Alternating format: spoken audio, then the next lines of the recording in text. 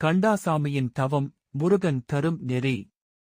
பழங்காலத்தில் மேற்கு தொடர்ச்சி மலை தொடர்களின் அடிவாரத்தில் கஞ்சனூர் என்ற சிற்றூரில் கண்டாசாமி என்ற ஒரு விவசாயி வாழ்ந்தான். அவன் இயல்பில் உழைப்பும் நேர்மையும் கொண்டவன். ஆனால் அவனுக்கு ஒரு குறை, விரோதம் அதிகம். சிறிய விஷயத்திற்கு கூட சீற்றம் காட்டி வீட்டாரையும் கிராமத்தாரையும் வருத்துவான்.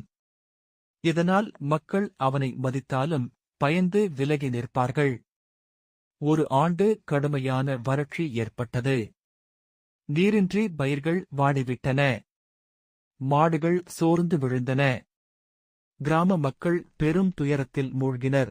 அப்போதுதான் அருகிலிருந்த மலையில் ஆதிபதி முருகப்பெருமான் திருக்கோவில் இருந்தது நினைவுக்கு வந்தது. முருகனையே வேண்டினால் நம் கஷ்டம் நீங்குமோ என கண்டாசாமி எண்ணினான். அவன் அன்னதானம் செய்ய மலையேறி சென்று, கந்தா, வேலவா, எங்கள் ஊருக்கு மழை தர வேண்டும். நானும் என் கோபத்தைக் கட்டுப்படுத்தும் மனிதனாக மாறுவேன் என்று மனதில் உறுதியாக முடிவெடுத்து தவம் தொடங்கினான். முதல் நாளே மழை வரவில்லை. ஆனால் அவன் மனம் அசையவில்லை. நண்பர்கள் சிலர், இப்படி சிறுமையில் தவம் ஏன்? பயிரில்லை, வீடு கவலை என்று இகழ்ந்த போதும் அவன் அமைதியுடன், முருகன் நம்மை பரிசோதிக்கிறார், நாம் பொறுமையுடன் இருக்க வேண்டும் என்றான். தினமும் மலையில் அமர்ந்து ஜபம் செய்தான்.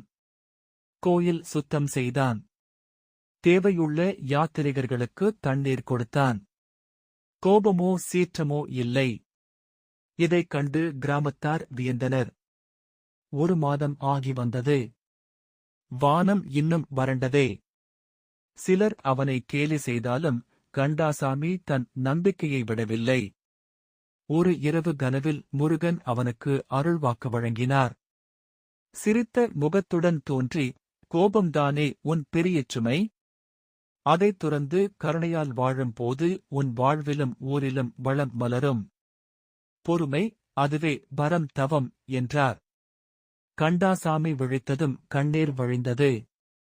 அவன் உண்மையிலேயே மாறிவிட்டான். அடுத்த நாள் காலை கருமேகங்கள் திரண்டன.